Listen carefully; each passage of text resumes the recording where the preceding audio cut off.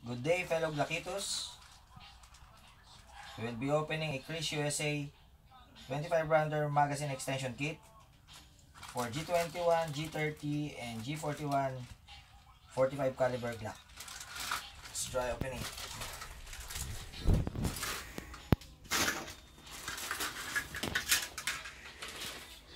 Package comes with printed instruction manual with illustration at the back. Kriss USA is also the maker of KRISS Vector 45 caliber submachine gun, as we know.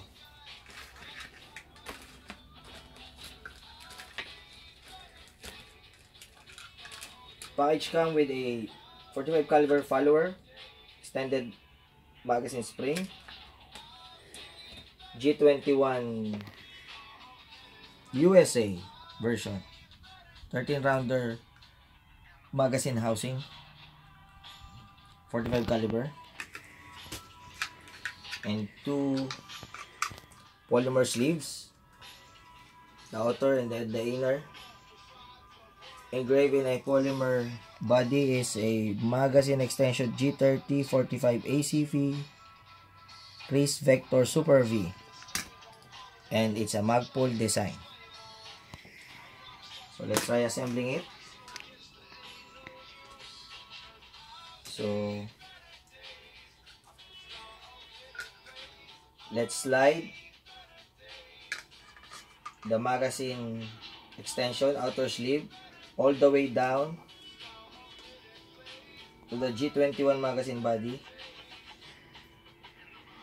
and let's pull it out both.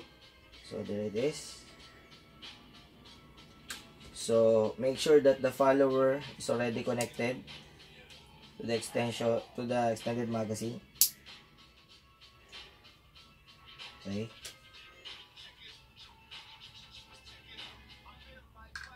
Insert the magazine follower. Make sure it's in the proper position. So this is it.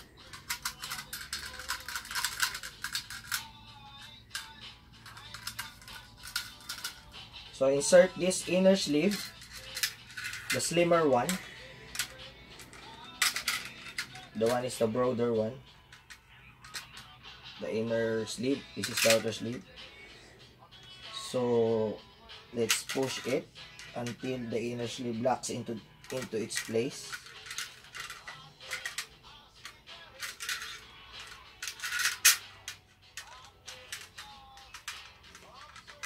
So if you look at it, the holes are on this position. If you will do it like this, it will not go inside. Okay, so this side locks it. Just push it inside, slightly press the locks, and then snap on.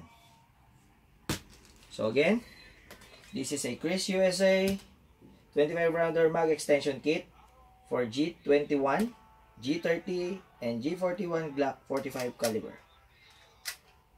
Can be used to Gen 4, Gen 3, Gen 2, and Gen 1 Glock.